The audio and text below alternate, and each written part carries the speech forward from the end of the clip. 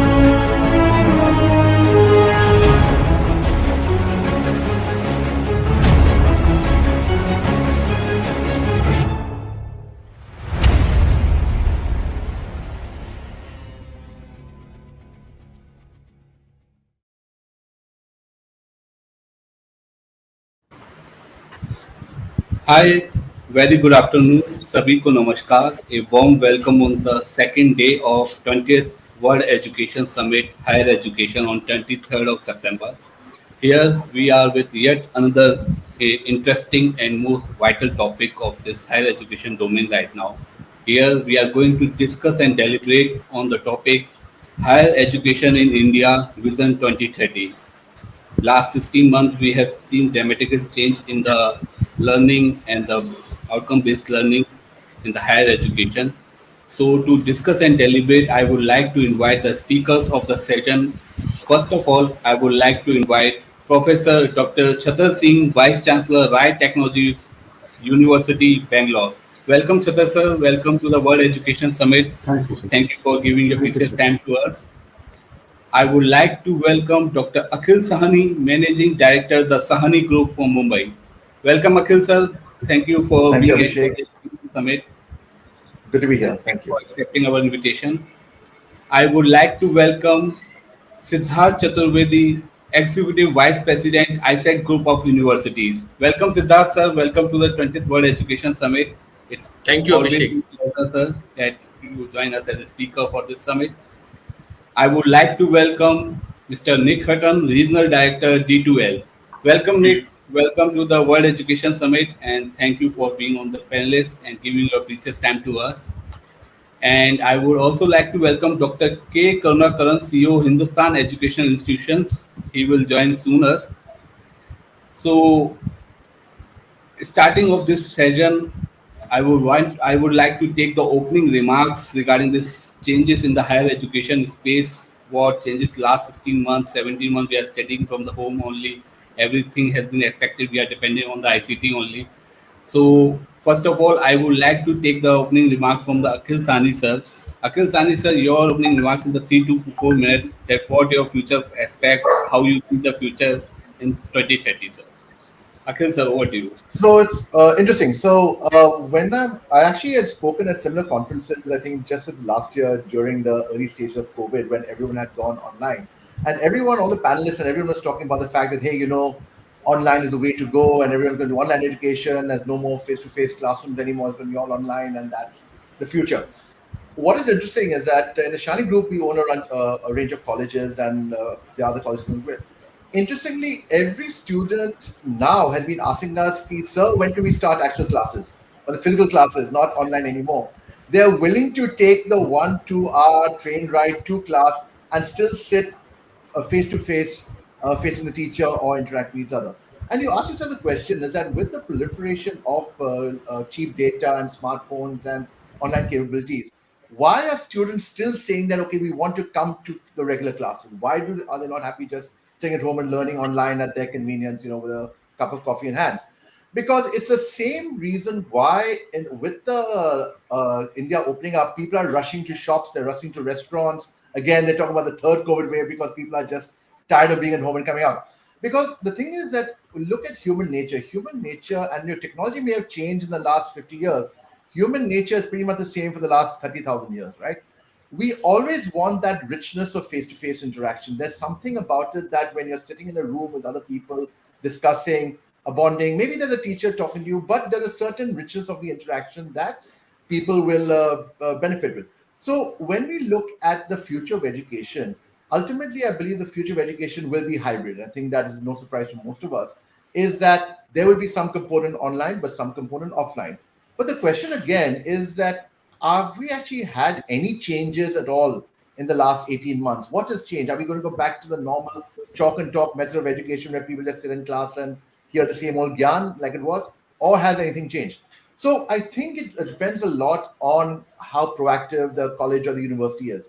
The smart ones have discovered that the old lecture-based model doesn't work anymore. Trying to keep a student's attention on a smartphone where the teacher's droning on for 2 hours on end with PowerPoint doesn't work anymore. You have students just logging out or just pretending to be awake. The colleges which have done well are the ones who realize that the future of education is peer learning, group interaction. That means that instead of the teacher, and it's an old phrase, instead of the teacher being a sage on the stage, the teacher is a guide by the side. That instead of teacher talking, just giving lectures, the teacher says, look, I'm a facilitator of group learning. So like in our colleges, right, what we did is that in our class of 30 students on a Zoom call, we told the teacher, look, you will not use PowerPoint. That PowerPoint is banned. You will give the students content to read before the class. When they come to class, you may talk for, let's say, 10, 15 minutes about the subject. Then you will, by default, either break up into breakout rooms to have a project. You will have a discussion on it. You will have, let's say, a group discussion. You may have a poll, something that's interactive. You will also ask the students to give presentations themselves on what they understand about the topic. So, for example, I may ask you, Abhishek, what do you think about this topic? And then I'll ask Nick, what do you think about what Abhishek said? The point is, because I'm engaging you in conversation, two things happen. Firstly, you know that you can be picked on at any time, so therefore you have to be attentive. Secondly, when you are explaining your knowledge of the topic to someone else, you yourself underline your own learning, and you actually learn it better.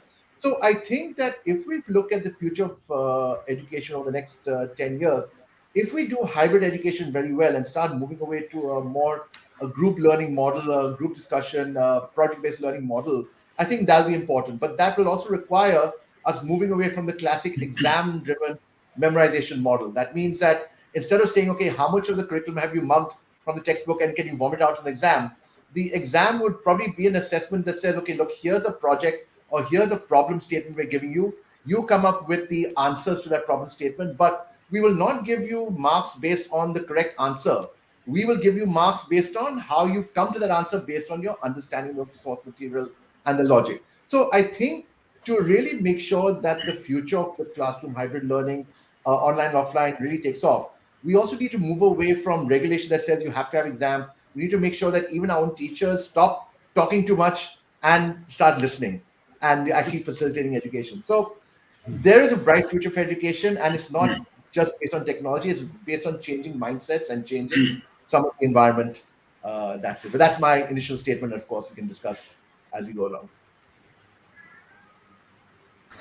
Thank you, Shahani sir, for this wonderful opening remarks regarding the engagement, regarding the understanding, and we will discuss further that how hybrid education is going to impact, sir, in the. And coming to you, Nick, your opening remarks regarding this topic, how you see the future of the education, higher education in India as well as the global perspective. Nick, over to you. Thank you, Abhishek, and good afternoon, everybody. Thanks for the invitation to this panel, and I'm very happy to be part of it. I mean, a lot of what the sentiments, I guess, that we all have was just talked about, and I think from my perspective, obviously, I kind of look at it from the perspective of higher education across the region, Asia, and in particular, obviously, India. And obviously, there are a number of areas that have changed quite dramatically since the start of the pandemic. And in the age that we're in of mobile phones and gadgets, the role of educational institutions as a venue for developing interpersonal relationships and human connections can't be overemphasized. And so the pandemic has impacted educational institutions down to their core by disrupting their very nature as social arenas. And the abruptness of the lockdowns and shutdowns undoubtedly forced schools to adapt to online modalities to a degree that they'd never really seen before. They had to be very creative in devising strategies to shift the entire institution into fully online mode in a very short period of time. And for those who already had a learning technology platform, they were able to capitalize on their previous investments in people and technology to direct that shift and bring everybody together in the same path. And many undertook massive faculty development programs, so training hundreds of teachers across all programs to enable them to get on board what was becoming, if you like, the digital normal. And in many cases, the teachers were supported with additional trainings on instructional design, online pedagogy and assessment, and related technologies that they could use for their online classes. So after the initial shock, those that already had the relevant technologies in place were able to make the adjustment using their learning management systems and also the additional infusion of related technologies and mitigate the pandemic's impact for most or all of their courses. And of course, as students' exposure to technology-enabled learning rises, so will their expectations as they seek more flexible alternatives to traditional on-campus learning models. In turn, this means that the demand for online learning will continue to increase. And one of the key learnings from the pandemic that we need to understand, I think, is that teaching is not necessarily learning when you're using a video collaboration tool to try to replace a face-to-face class.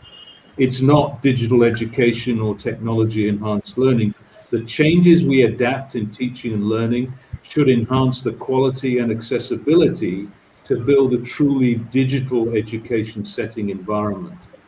And the combination of digital and real-world teaching and learning is a must for development and growth. With government support guidelines and technology offering solutions at a tremendous pace, it looks like technology-enhanced teaching and learning is going to go from strength to strength. And of course, ironically, the pandemic has forced progress and involvement at a faster pace than anyone thought was possible. The key now, I believe, is not to go backwards, but to embrace the changes and ensure that technology plays a major role, not the only role, but a major role in the future. Thanks, Abhishek. Thanks, Nick. And you beautifully highlight this forced progress, and it's not the time to go backward. We have to move digitally enhanced in the digital normal. Moving to the Siddhart sir, your opening remarks regarding these topics, how you see the future. Are we yet right now ready for this digitally normal challenge, and something more to be added right now? Siddhart sir, Right. over to you. Thank you, Abhishek, and always a pleasure to be part of a panel on Elets event. So I would probably take the threads ahead, which Nick and Dr. Shahani have already touched upon, and a lot of these things are echoed by many progressive and advanced institutions and higher education leadership across the board.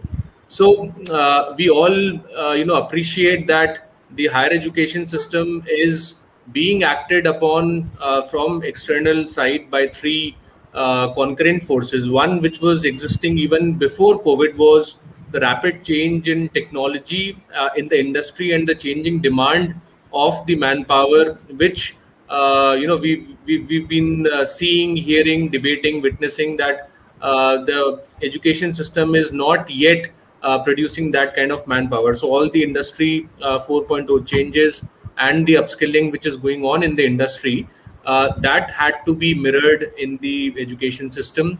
And then, of course, we had two back-to-back changes. One was COVID, which accelerated the digital adoption, not only across all the industry sectors, but education as well.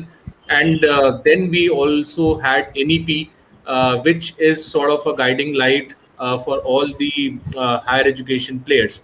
Now, if you combine all these three and then see the changes, of course, now some of the trends which have emerged, one and which will which will stay relevant in future. One, of course, the lot of progressive institutions have understood that apart from having your annual plan, a digital strategy is now an imperative document, and this digital strategy has to percolate down from the education leadership right to the to the lowest of the teaching staff and also the non-teaching staff of the university system, right?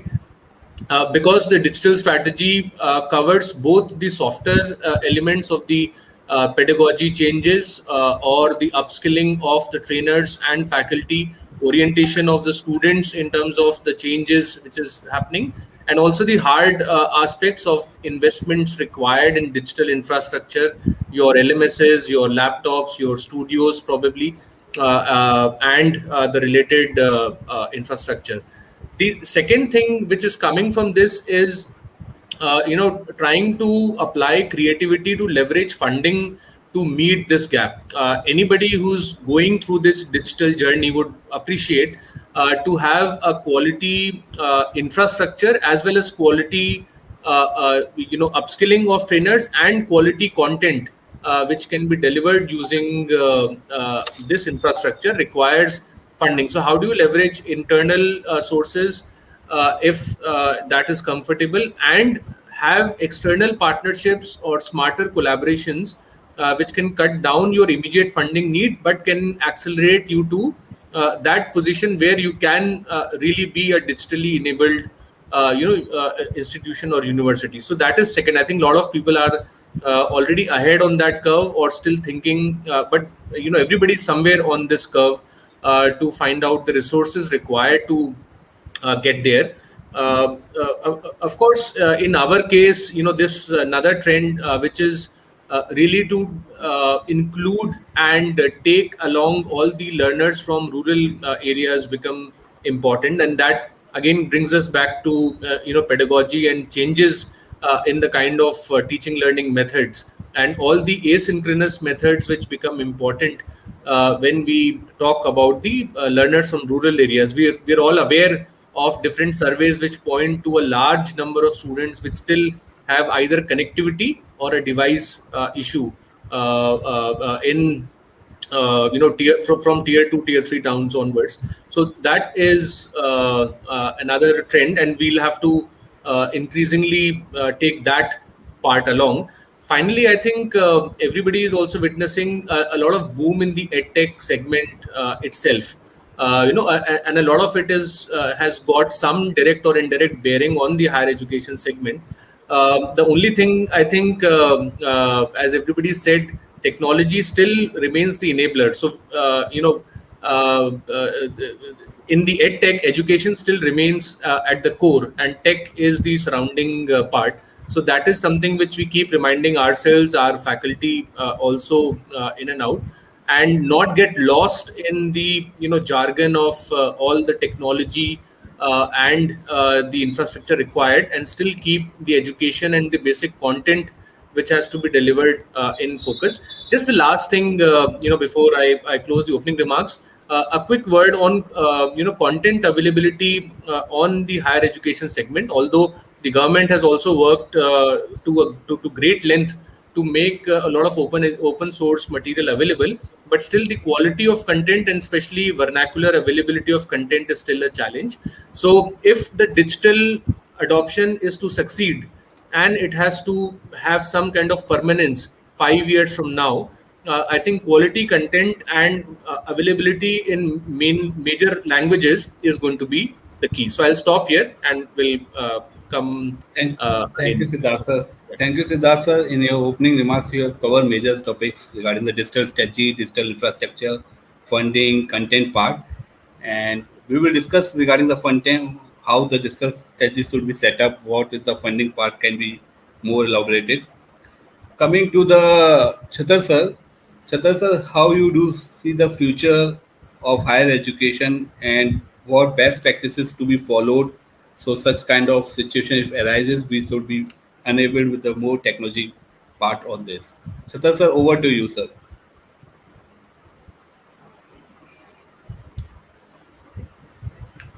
Can you hear me, sir? Yes, sir. Please, sir. Okay. Thank you very much, sir, giving me this opportunity. And I'm amid the galaxy of intellectuals of the country. I totally agree with Dr. Shahani that we have to have this IT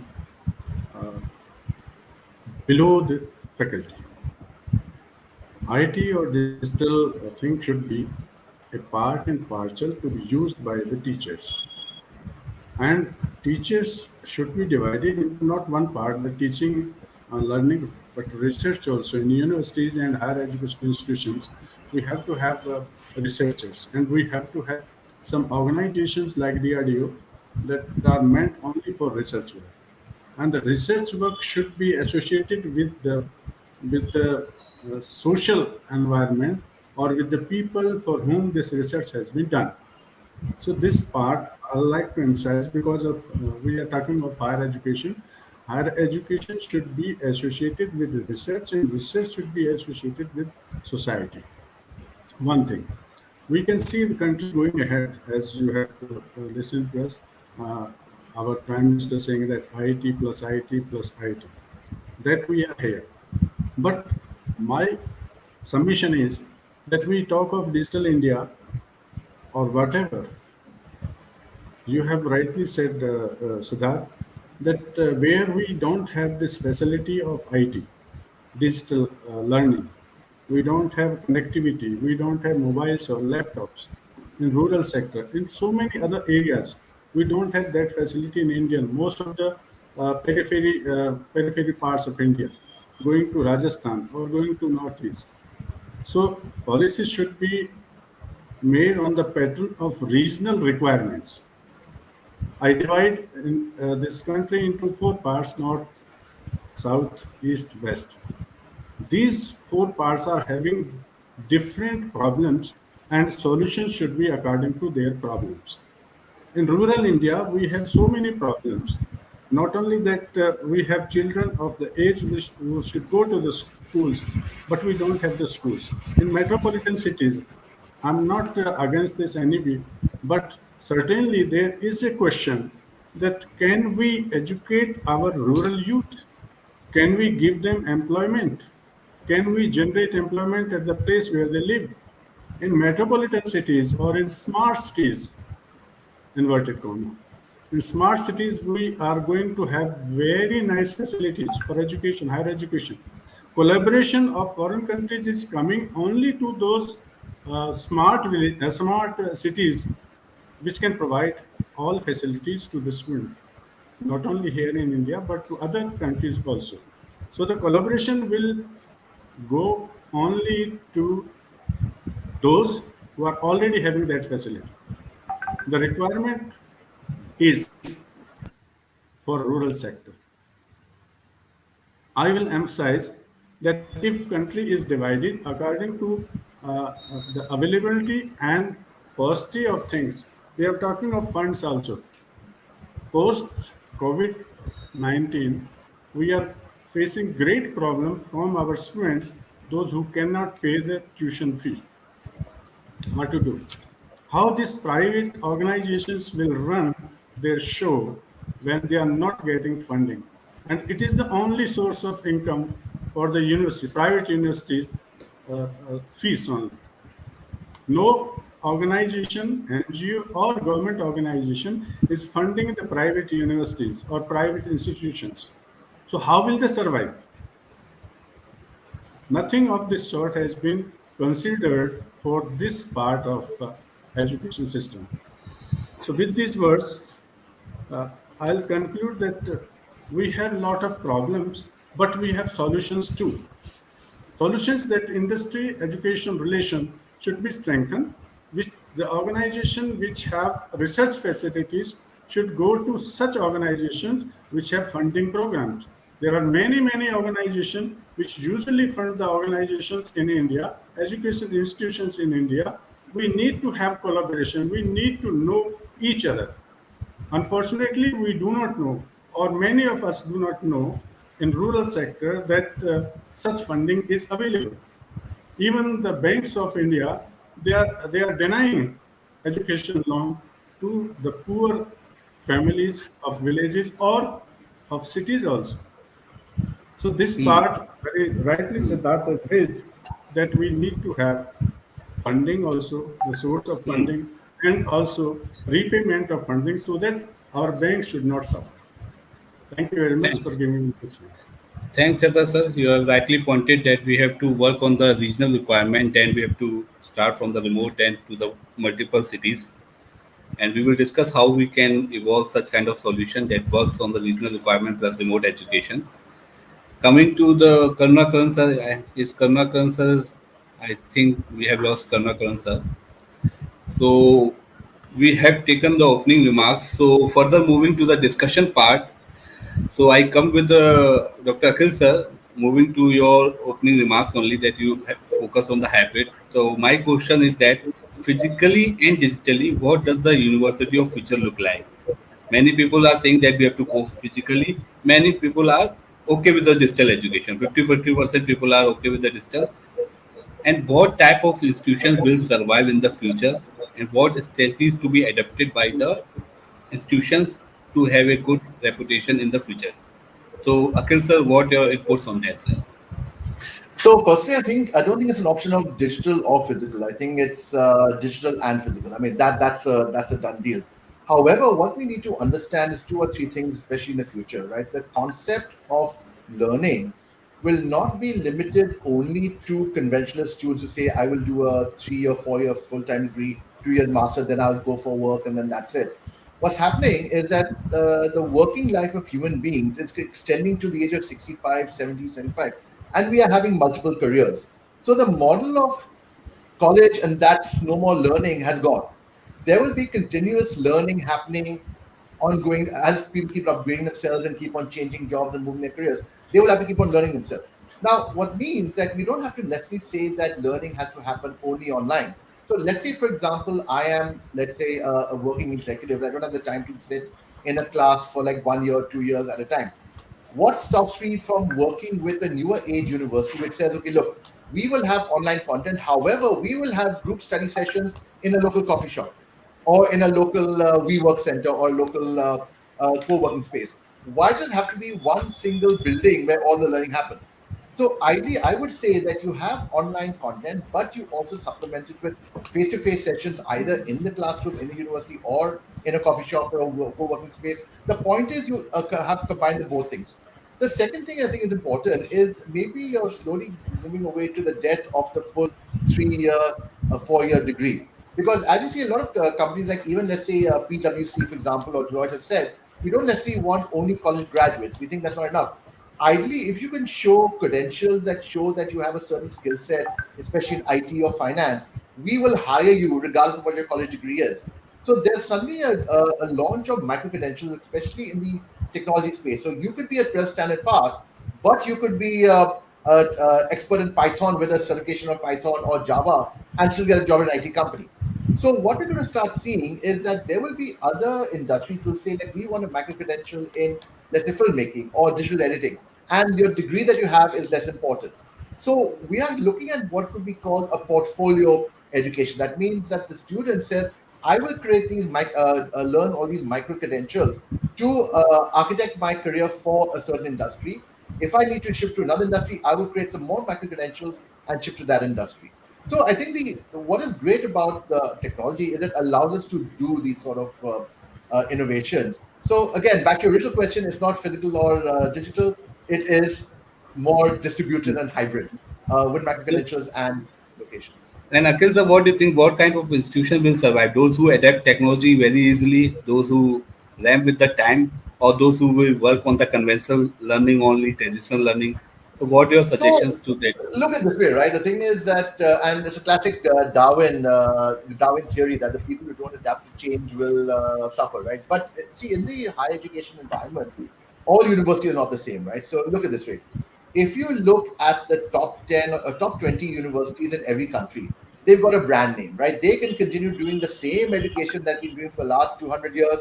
People will still send their kids there, pay high money, go for tuition classes to get there. So, frankly, the Harvards and all are very safe. Even if they don't change for the next 500 years, no problem, right?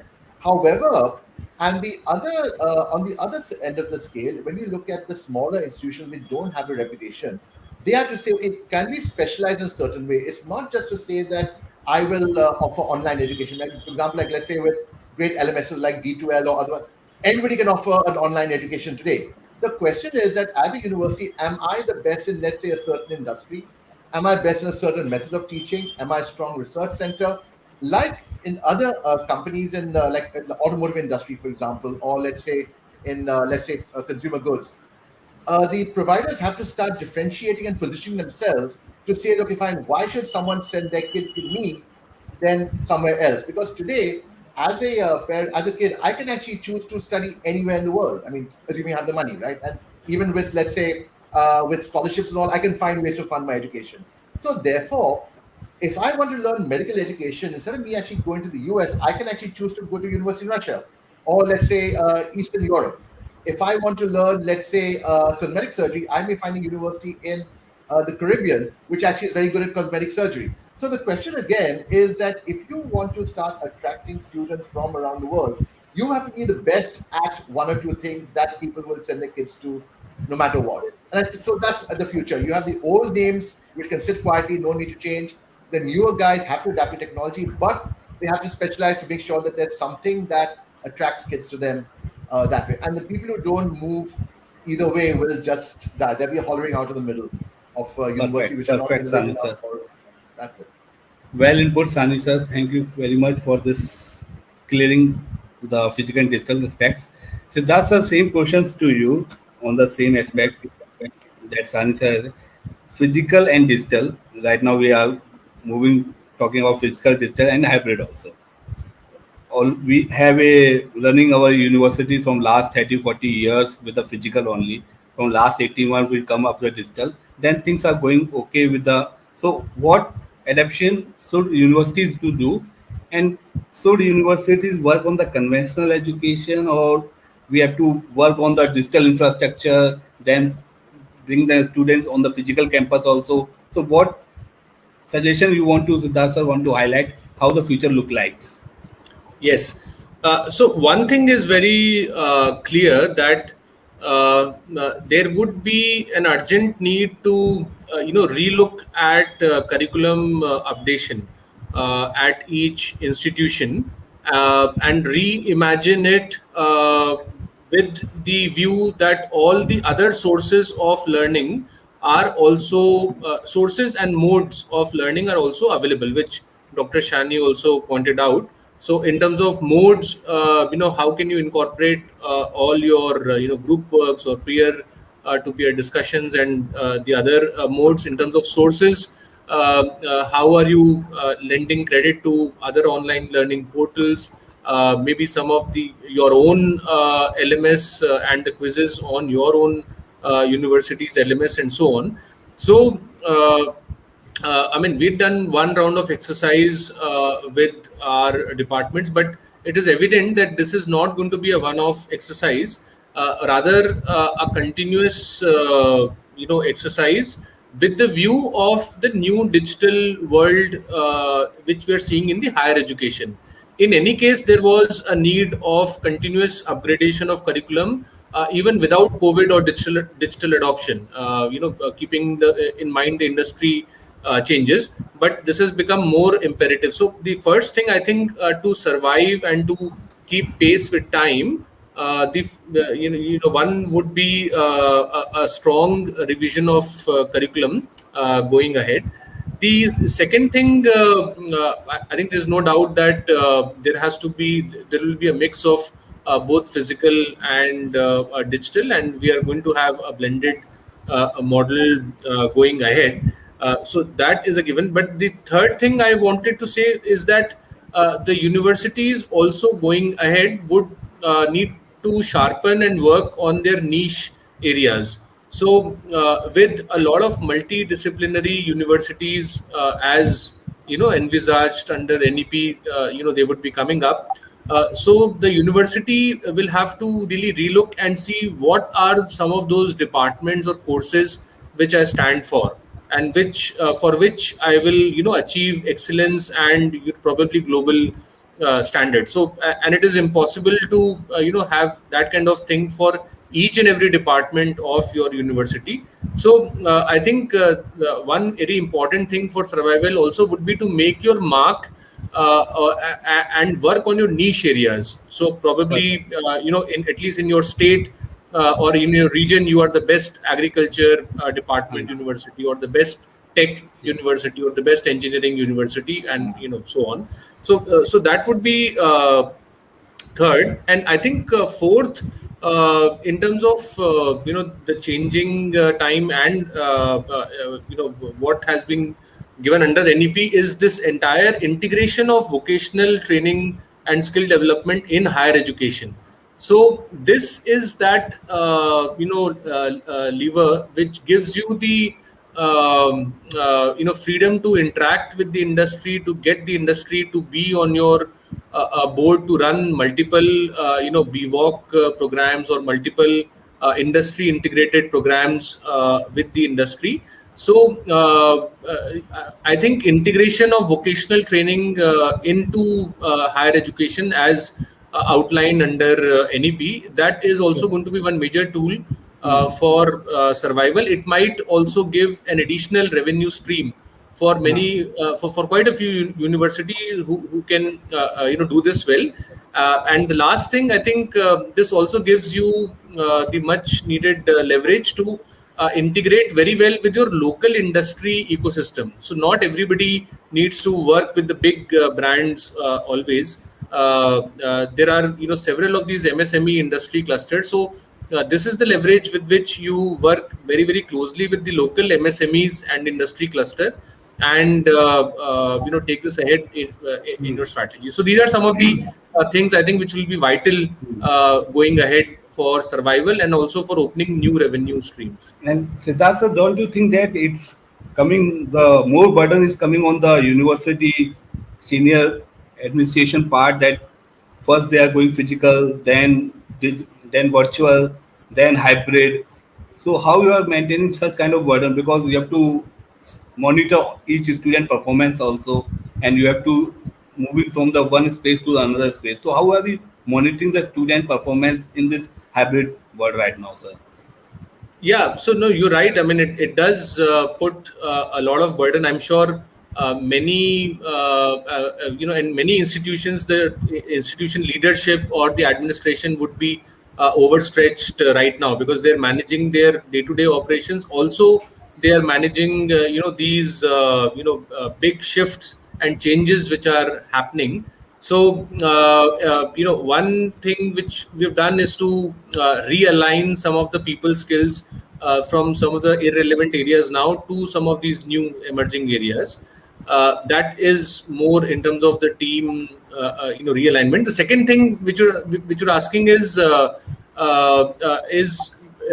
actually where technology is being leveraged, is to enable and see how the student is actually performing or attending or participating at a remote level. And there are a few of these tools now available in in all the LMSs, which actually enable this kind of visibility at a remote location. But I would still say, in terms of structure, you can evolve a structure, but in terms of really motivating and ensuring participation at a remote location, that is still some way to go. I would say that we're not able to crack 100% enthusiastic participation at a remote location from students. Thanks, Siddhart sir, for this wonderful inputs regarding this topic.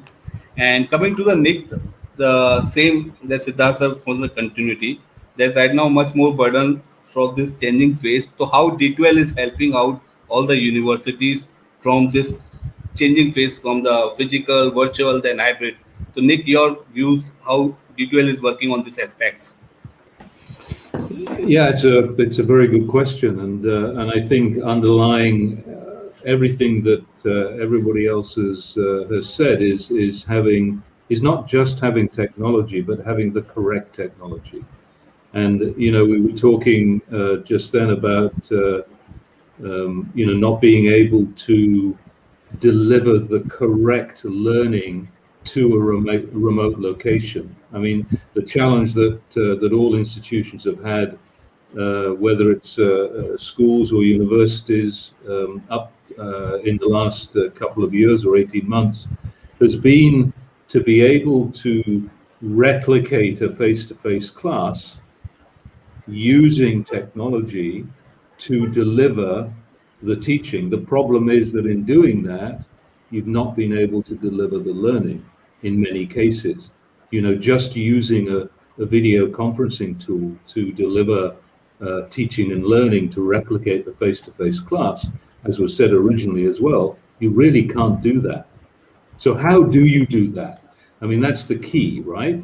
And the key, I think, is to be able to use the right kind of technology that adds that value, that enables a teacher to be able to deliver their pedagogical style, the way in which they're used to delivering face-to-face, by using the technology to support that. And that's where choosing the right technology is absolutely critical. I totally agree with everything that's been said about hybrid blending being the mode of the future. You can't replace the campus. You can't replace the face-to-face environment. We all went through it ourselves as well individually, right? And that needs to continue. So how do you support it? How do you understand how you can create flexibility? How do you understand how you can deliver lifelong learning and postgraduate education with technology? And how can you help the teachers actually add more value to the way in which you're teaching? So the right technology is absolutely critical. Data is a big part of this. What do you do and how do you work with data to enable you to, again, deliver the right kind of learning outcome for the student? So I think all of those pieces are important, but the bottom line is you've got to have the right technology at the base to be able to support it, and to give your teachers every opportunity to continue doing what they can do in a face-to-face environment, but give them support to be able to do it better by using technology to support that delivery. Thanks, Nick. Thank you very much for this inputs. So I'm starting the next phase of this discussion regarding the funding part. So I will start with the Chattar sir. Chattar sir, we are talking about the technology, implementation of EdTech in our campuses for the hybrid education. So how can institutions fund the resources required for successful technology or EdTech use and implementation? Because if you want to implement anything, if you want to buy one funnel for your lab also, you need funds, sir. And such kind of technology implementation needs funds, and that directly proportional to the fees implement, and it comes on the fees part as well. You need the fund, you have to balance the fees also. So Chattar sir, what your views, how we can resource this fund, how we can do the best practices regarding the implementation of edtechs? Chattar sir, your views. Thank you, sir. This issue is important, particularly post-COVID, because new universities as well as old universities in India are struggling to fill their coffers. Those which are old one are retaining it to some extent. But I should categorize that into two parts. Those which are below 10 years, and then about for the last 30, 40, 50 years, they're running their business of education, both this government and private universities. There are some new universities coming up with the corporate sector. Those are also okay. Those who are having group of companies those are being run by corporate sector, they will have no problem. But those which are not having good funding themselves, totally dependent on a fee of the students, they will suffer, and it is very difficult for them to retain their pace of progress. Now, some some governments are trying, particularly, I can name easily Karnataka government. Recently, there was a UK Commission meeting with the government officials of Karnataka, and funds were promised, projects were sanctioned, and some projects were sent to Scotland government for sanction so that they could have collaboration. But that collaboration is not for teaching; that collaboration is for research. But at least some funds will be coming to them. Many organizations, just like Bangalore University, old one, they are having good collaboration.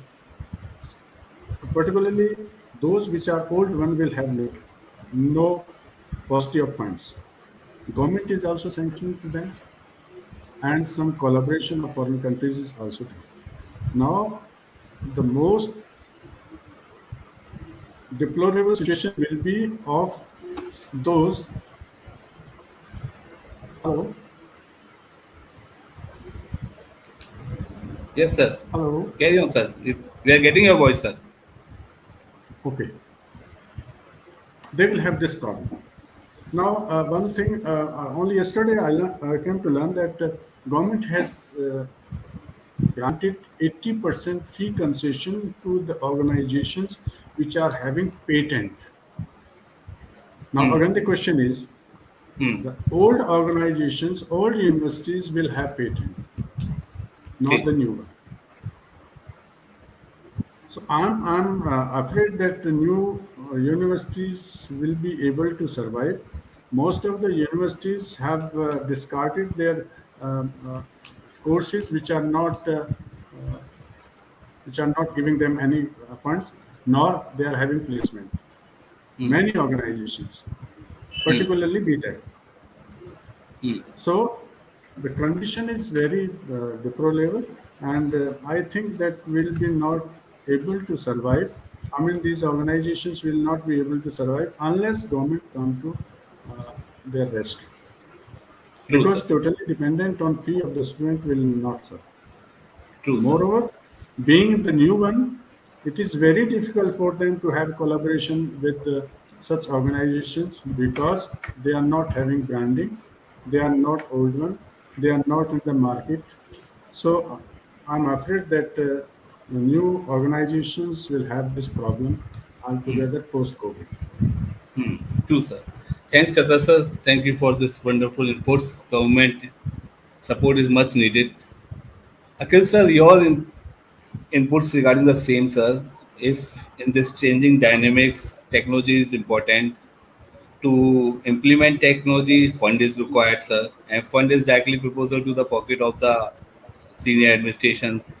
And if they can't keep up this tech, they will not survive in the future, sir. So Akhil, sir, what your inputs that how people will work on this, sir? So this is not a, as earlier, it's actually not an everything or nothing type approach, right? So the thing is that when you look at the proliferation of SaaS systems out there, for example, today, a lot of during COVID, right? For example, a lot of schools and colleges at all levels, right, from highly paid private ones to, let's say, government funded ones, basically moved to Zoom, and which was actually not that expensive. They moved to things like Google Classroom all again, which was free, semi-free. So there are a lot of free and low cost options out there for people, right? In fact, even conducting classroom discussion on WhatsApp doesn't cost anything, right? So I think the starting point is for a university or college administrators to understand what is it they want to achieve. If they want to start offering distance education, or let's say interactive classes or flipped classroom for their internal students, frankly, taking a Zoom account, taking a WhatsApp or this thing, a Google Classroom is very easy and doesn't cost anything. If they want to move up the value chain, maybe use a learning management system. But again, there are a lot of free and paid options out there which don't cost much with SaaS models. When you want to look at saying that you want to start offering online classes to outsiders, right? all you need to do is actually have a decent mobile phone with a decent mic. You can actually record videos. You can then host your classes on as a Coursera or on Academy or things like that. If you want to have your own online course system, you can use Thinkific. You can use Teachable, which are actually just a per paper use system. So actually, technology, if you understand what's out there, deploying technology is actually less than the cost of hiring, let's say, another new faculty member, if you see net that way. So I think most institutions would be able to adopt the technology part. The big barrier would be to actually build themselves up to understand how to use that technology well. Because a lot of people really need to start building up their own capabilities to say that if they're using a learning management system, what's the best way to structure the class to make sure it's interesting? How to make sure that the assessments are done properly? How do you make sure that outside classroom discussions are done on WhatsApp or a group discussion forum? Those, I think, the main cost for a university would be to how to train your own teachers to use technology effectively. But it actually doesn't cost as much as people might think. So you don't really need to go to the government and say, give me 20, 30, 40, 50 lakhs to deploy it. You can do it within the current budget that you have if you're smart about it. Perfect. Thanks, Akhil sir, for this wonderful inputs so that how we can deploy this EdTech implementation. So that's the same question to you on also, sir. That to maintain the quality of education, to maintain the good content, we have to implement some good EdTech and technology part from the in the universities, and this is the much burden on the senior administration level also, that they have to work with the pace of the technology, with the pace that right now higher education space is changing. If we talk about in tech, for example, if we talk about the phones, it's like the with the changing technology, if Apple is working in the different segment, if Nokia is not working with the same technology, so it will be out of the market, sir. So that's what you expected, how senior administration should work with the technology implementation, with keeping the fun part also in the keeping in mind, sir. Yes. So no doubt, a prominent expense item in all the universities' plans would be under the digital domain. So as Dr. Shahani pointed out, if you have to maintain and keep the your normal operations going as usual, it would not cost as much, and simple open source available tools would do in terms of maintaining continuity. But if you really want to change gears and adopt some of the new areas, then that is where these heads start coming in. One of course is once you make a switch from a meeting tool for classes to a standard LMS, either you build it in house or you take it from outside. That costs money. So that is one item. And on the other hand, it is also a much required one, because sooner or later you will have to make that progression from meeting tools to a proper LMS, which can give you the end-to-end visibility and analytics and so on. The second thing I think is upgrading the infrastructure per se for in-campus students, in terms of your smart classrooms. If not all of them are smart classrooms, your investment in bandwidth to be uniform across the campus.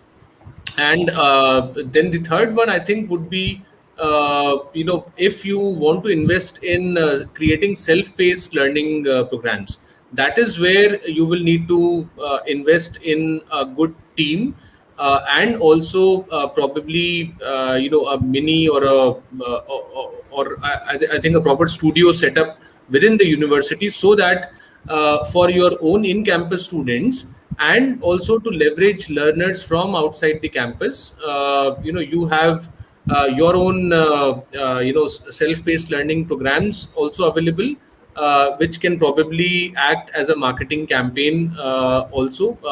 Some of the shorter modules of those self-paced learning programs. And while doing this, the team of the trainers and faculty gets identified, which is confident of running live, virtual instructor-led training programs using this infrastructure which you have created, which also, in terms of not infrastructure but hiring of some of the good resources would cost some amount. It is not that each university would be investing in all these heads, but the ones who are going to adopt a full scale digital strategy might encounter all these investment areas. Coming to the sources and the expectation, I think one is, of course, I mean, we do look up, to, if not the central government, probably the respective state governments. And this has been an idea, which was mooted many times, which is, a soft loan capital expenditure, higher education infrastructure development fund, which was also proposed and discussed, but it's gone into a sort of wet blanket. It never saw light of the day. But a higher education infrastructure development fund, which not only looks at buildings but all the capital expenditure in the capacity building of the university, is something which can help. And second, different but related area is the entire research, which was spoken about earlier. To drive research, again, the private institutions, really have to struggle to get that kind of funding support, which comes very easily to some of the government institutions. So this, I am very hopeful that this the National Education Research fund, or the body which is envisaged under the NEP, will be taking in project and research proposals equally from private and government sector, and would extend funding on the merit of the research proposals submitted, and not either from government or private sector. So that is a second source, which is not for capex but for maintaining research and improving the quality of the research scholars within your university.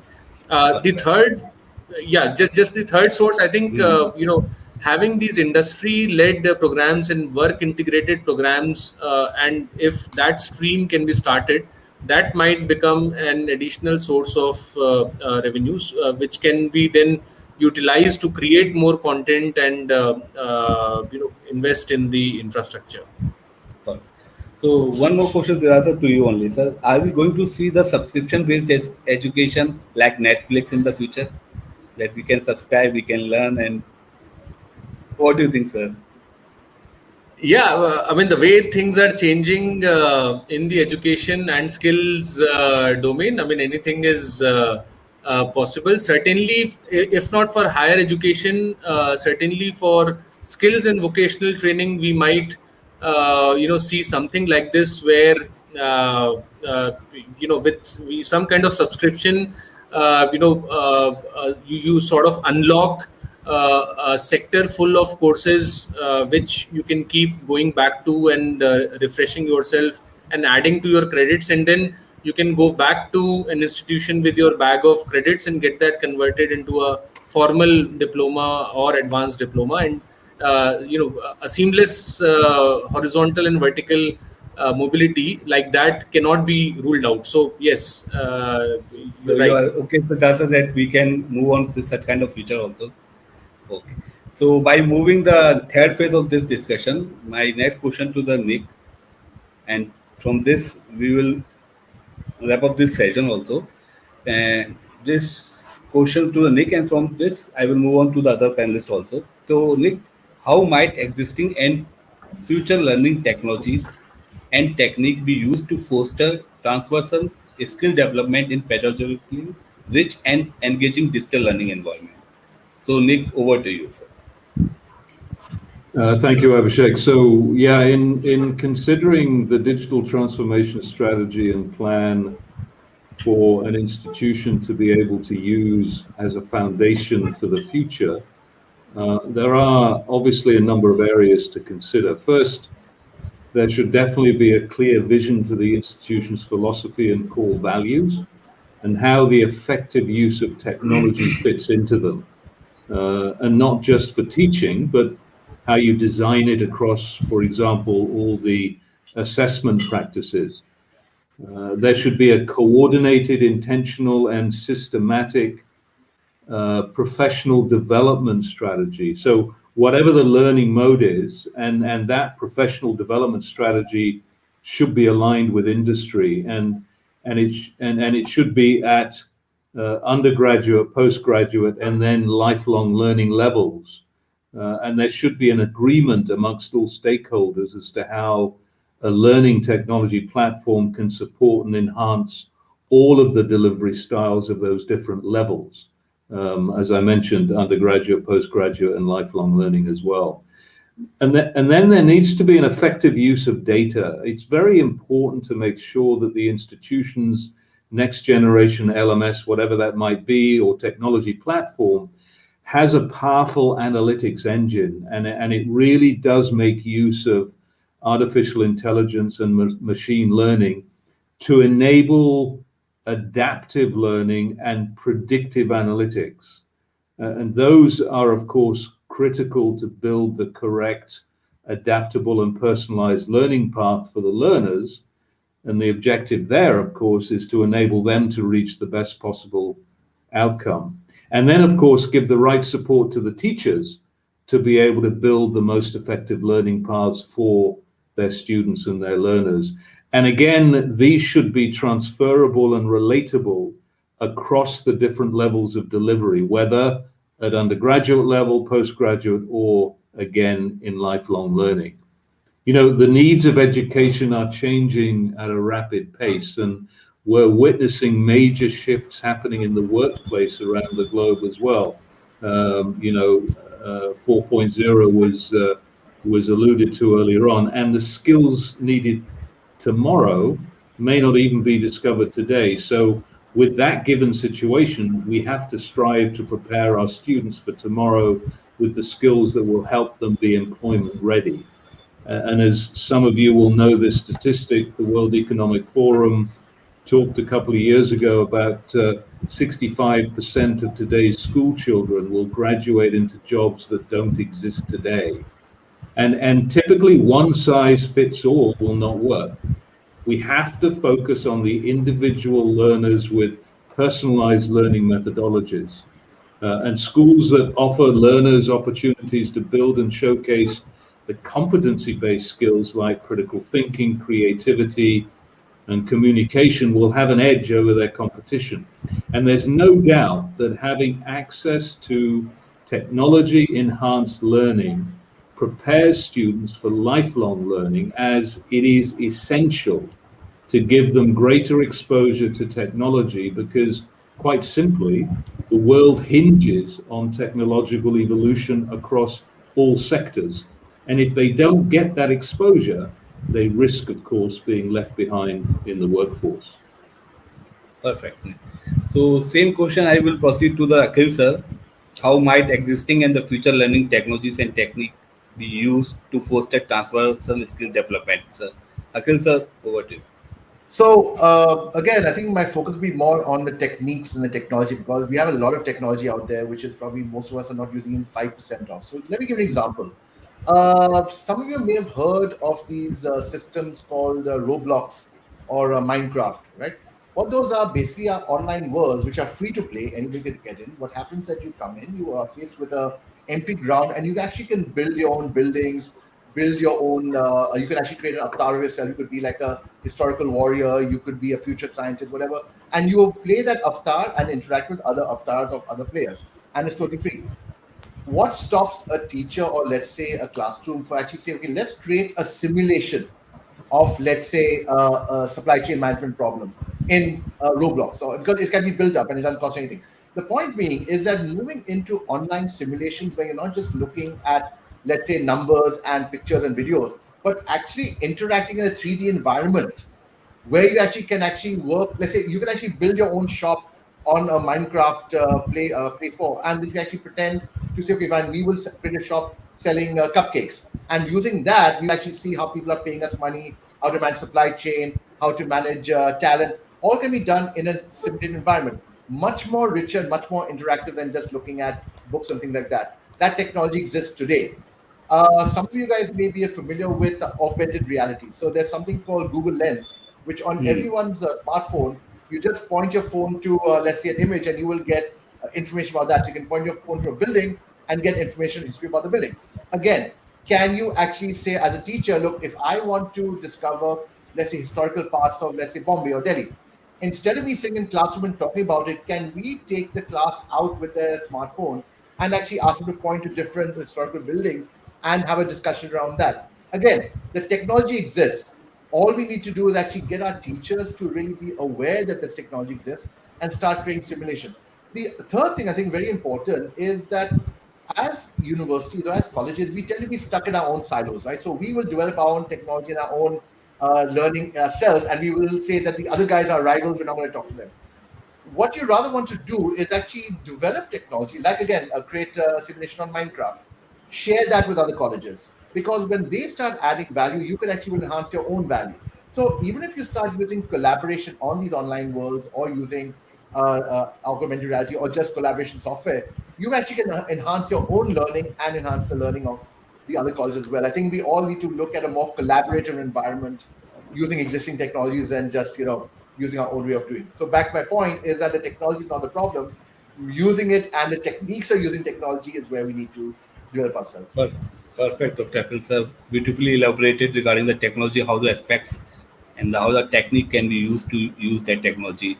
So only 1 minute left out. So I would like to request take the closing remarks from all the panelists of 1 minute each regarding what are the pockets of opportunities for universities in the coming decades. If Chattar sir can give the closing remarks in 1 minute, Chattar sir, over to you, sir.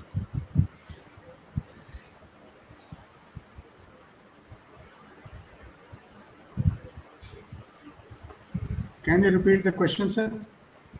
Abhishek, What sir? are the pockets of opportunities for universities in the coming decades, sir? What do you see the opportunities that is going to arise in the coming decades? First thing, collaboration. That Okay. is very essential for any university, whether by a group or by individual, whether state university. First thing, collaboration. Number two, research based, because funding will be coming to them only which are involved in research work. Number three, specialization. They should have specialization, as Mr. Siddhart said, that unless you have specialization and in a particular area where no other university is doing that. So, right from UG to PG to research expertise, so that others could come here and generate revenues for the organization. So these three things, I suppose, will be the best one for any university to survive in future for 10 years, 30 years, 50 years. Okay. Thank you. Thank you, sir. Akhil, sir, your closing remarks regarding the opportunities in the coming decades, sir, in 1 minute, sir.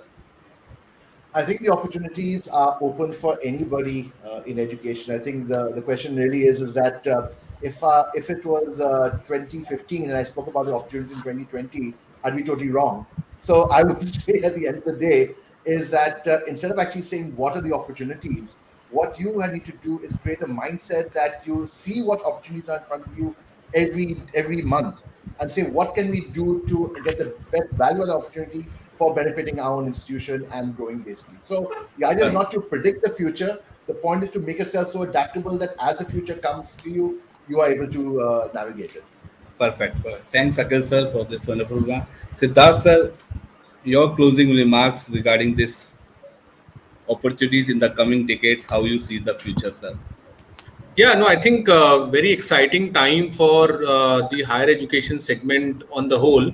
We're still to see what will be that normal where we will stabilize. Things are changing so far. Some of the opportunities, I think, with this one round of opportunity which has already come and encashed by most of the institutions is this entire upskilling and making all the teaching and non-teaching faculty staff more digital friendly. I think that is already one opportunity which has been encashed by many institutions. Apart from that, I think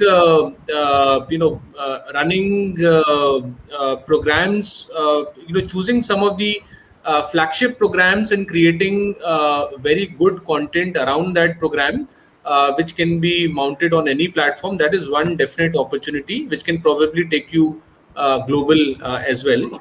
And second one is these vocational and BVOC and industry integrated programs, which can be run with industry clusters around your university. I think these are two distinct opportunities which are definitely there, and yes, many more shall come in the next decade. That is what my firm belief is. Thanks, Siddhart sir. Thank you for this, your closing remarks. Nick sir, your closing remark. After this, we will wrap up this session, sir. Thank you. Yes, and obviously I will look at it from a technology perspective, but I think one of them, and there are obviously many, one of them would be the effective use of data. I mean, those of you who are using some kind of technology platform will know that you're creating and building data up over time. So it would be critical to have a technology platform that gives the university easy access to all of their data from an administrative perspective, so that it can understand how effectively the technology they are using is. And then in addition, using the very powerful tools available in a learning technology platform. And of course, if we're talking over the next 10 years, those are going to get even more powerful in the next 10 years, and use those to enable teachers to design the most efficient and effective learning paths for their students, as well as enabling them to understand very early on in a student's journey if that student is at risk of not being successful, and then using the tools again in the platform to intervene and get the student back on the right path. Thanks, Nick sir. Thank you very much, all the panelists, for joining this session. I would like to request Raman to please share the small token of appreciation from the World Education Summit side, the speaker certificate, so that we can felicitate our speakers. The speaker certificate is presented to Professor Thank you, Dr. sir. Chattar, Thank you. So nice of you. Vice Chancellor, Elets Technological University, Thank you, Bangalore. sir. Thank you, Thank Chattar you. sir. Thank Thank you. you very Thank you much very for much. joining us at World Education. Dr. Akhil Shahani, Managing Director, the Shahani very Group. much. Very good. Very Thank you, good. sir. Thank you very much for joining us. Excellent. To Siddhart Chaturvedi, Executive Vice President, AISECT Group of Thank you. University. Oh, Thank you, very nice. Siddhart sir. Thank you for Thank you. this. Thank you, Abhishek. And Dr. K. Karunakaran, CEO, Hindusthan Education Institutions. He is not able to join us due to some technical glitches. Thank you very much. Thank you, Karunakaran sir, and Nick Hutton, Regional Director, D2L. Thank you, Nick. Thank you Thank for you very giving much your precious indeed. time to us. Thank you very much. And I would like to request all my audience, if you have any further queries, please follow our speakers on their social handles as well. If you want to know more about the future of higher education, regarding the latest trend, regarding the innovation, the initiatives, please follow our speakers on the social handles. And if you have any relevant question, please drop at education@digitallearning.in, so that we can forward to our speakers. If they get back, we will revert you on that. Thank you, Siddhart sir. Thank you, Akhil sir. Thank you, Nick sir. Thank you, Chattar sir. Thank you. Thank you. Thank you. Thank very you. much. Okay. Bye-bye. Bye. Bye-bye.